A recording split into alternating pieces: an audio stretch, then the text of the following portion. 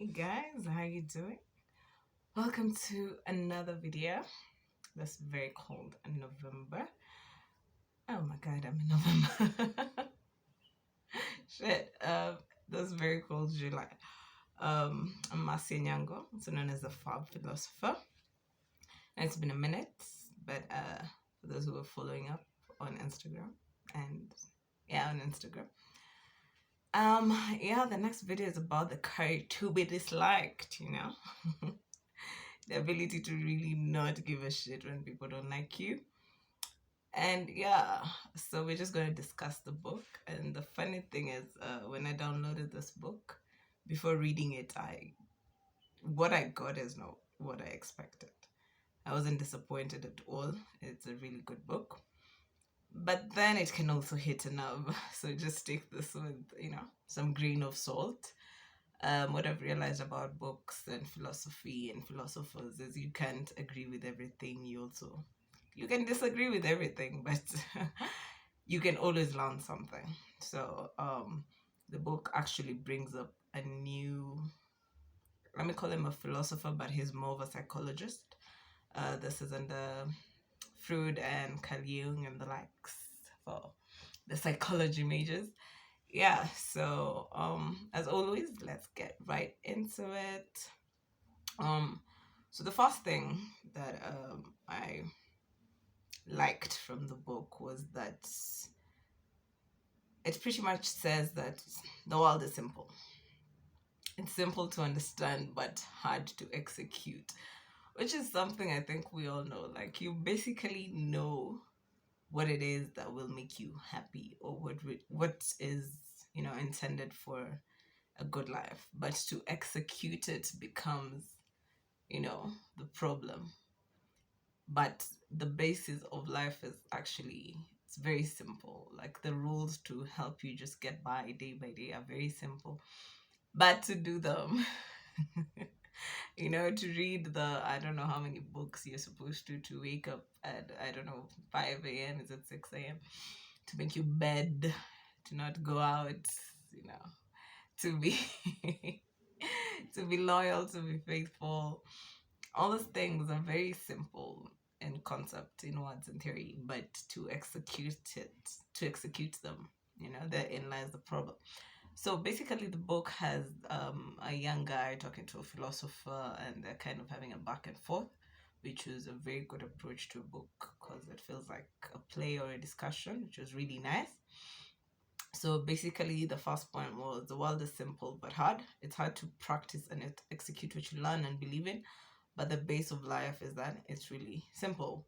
So the philosopher says, actually, the youth says, I want to ask you once again, do you believe that the world is in all ways a simple place?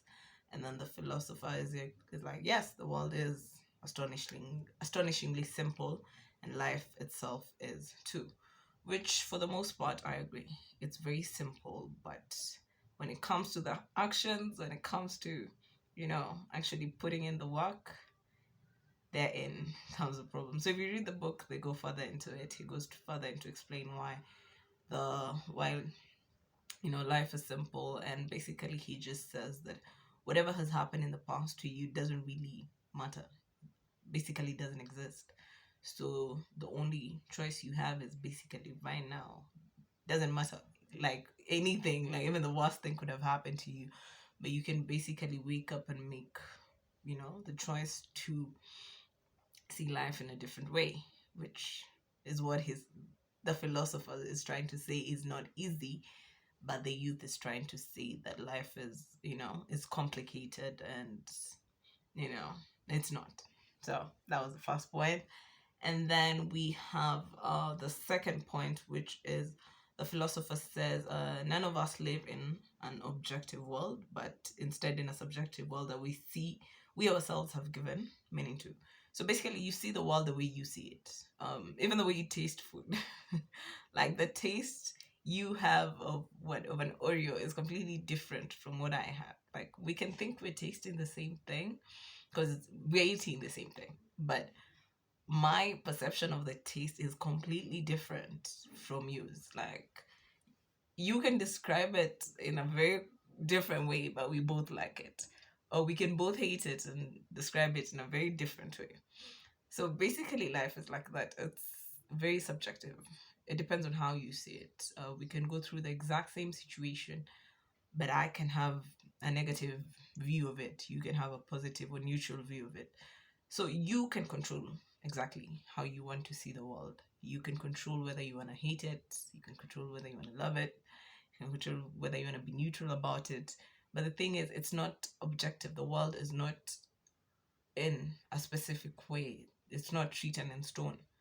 Like you can actually change how you see the world. You can decide to have a rose view of every situation. So basically the philosopher is saying that you know, we are all in charge of how we view the world. But at the end of the day, the world is just what it is. You know, it's not good, it's not bad, it's just the world. How we see it is what, you know, creates such a big difference. Then we got to the third point, which is all you need is courage. You already have the ability. Then believe in yourself and believe yourself and then believe in yourself. You know, sometimes we don't actually believe ourselves. Like, do you believe yourself when you tell yourself you'll make it or you'll do it or, you know, shit will work out for you? You have to, first of all, believe yourself. Like, you know, believe what you tell yourself, then believe that you can do it. Like, then believe in yourself that you can do it. But if you don't believe yourself, if you feel like you're lying to yourself when you know, when you tell yourself those positive affirmations and all that, then you're not even gonna believe in yourself to do it. I hope I'm making sense. I think I'm making sense. Anyway, so this we start. The philosopher says, right, it's as if you see the world through dark glasses. So naturally, everything seems dark. But if that is the case, instead of lamenting about the world's darkness, you could just remove the glasses. Perhaps the world would appear terribly bright to you, and then you will involuntarily shut your eyes. Maybe you'll want the glasses back on, but can you even take them on in the first place? Can you look directly at the world? Do you have the courage? Then the youth asks, the courage? Yes, it's a matter of courage. So it's a matter of looking at the world for exactly what it is. Looking at your situation at looking at your situation exactly how it is. Don't sugarcoat your relationships. Don't lie to yourself. Basically, you know, you should have the courage to see the truth about the world and about your own situation, because it's not easy to accept that the world is a very cruel place. It's not easy to accept that your situation is not the best it could be. It's not easy to accept that you're not where you want to be. It's not easy to accept that the people you hang around with or the people you call friends are not people you want around. It's not easy to accept these things, but to have the courage to at least first of all say that, okay, I can do better. This is just, it's not what I want, or you know, like I. Anyway, there's something he's really trying to say, in very simple terms, but once again, it's very hard to execute. You know, to really look at yourself and to look at the world and just see it for exactly what it is it's very hard, given that what you might be seeing and thinking is the truth might also, quote unquote, not be the truth or the facts as it is. And that's why sometimes you have to see a therapist, sometimes you have to have a real friend who will be like, okay, you know, yeah, you are on the wrong path, or you are, you know, you're not doing the best you could be doing. So always be courageous enough to face yourself and to face your situation and to, you know, take off the lies that we tend to give ourselves in this life to make it easier to go through. And I still lie to myself. Like, it's easier to just be like, oh, I have, you know, 1 more hour to sleep, or I'm still young. Yeah. But basically, so the philosopher just goes on to say it's a matter of courage. Anything you want to do, any bad habit you want to change, first you have to be courageous enough to accept that you are, you know, you're a victim of such and such a habit and you want to change it. you actually have the ability to change it, given that most people in the world have changed bad habits. But the courage becomes the problem. Do you have the courage to say no? Do you have the courage to ask yourself why you actually want to stop the habit? Do you have the courage to just find another habit? Therein, once again, lies what you need to do. It's simple, but it's hard to execute. Then we have the fourth one, which is you can change if you want to, badly enough, and you can be happy just as well. Have the courage, you really have the ability. Don't be afraid to change or to be happy. It's okay to change, it's okay to be happy, and you are allowed. So, this one starts with the philosopher. I'll just cut out like parts of the book. Um, but yeah, if you read it, you'll get what I'm trying to say. So the philosopher is like, of course, people can change and they can also find happiness. And then the youth is discussing with goes like, okay, everyone without exception, because this youth can believe that change is possible. To him, people are the way they are and they will be who they will be. And for the longest time, I used to believe this. I used to believe that people cannot change, like, completely. That if you've chosen a certain lifestyle or you've chosen to be a certain way, that then you're stuck like that. But then I realized that you can change. You can actually, and I've seen people do it. I've seen people, be someone completely different in a year, in 2 years, in 3 years, in 2 months. So it's completely possible to change. I used to be a bitch. Okay, I still am sometimes, but I used to be a legit bitch. But that changed, I guess. So you can actually change. You can actually be someone completely different. You just have to know that it's possible. And you can actually be happy, you know. Every day doesn't have to be so depressing. Although I have my depressing moments, I have my sad days, my crashing situations, but I also have my good days and my happy days, and like I want them to be more. Not that I have anything about bad, you know. I have nothing against the sad days. They teach me just as much. But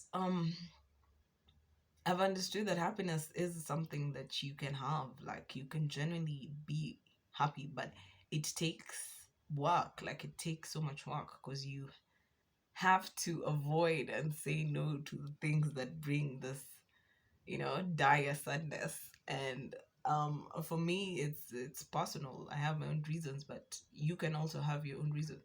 So the thing is, some people are afraid of being happy, some people are afraid of change, and once again, that courage thing comes in. Yeah, just have the courage to do it, and you will. Like, it's possible.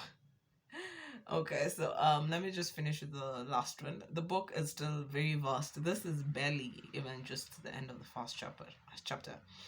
So the first one is we create obstacles to stop or delay change and happiness, then complain about the same obstacles by blaming them or some past occurrence.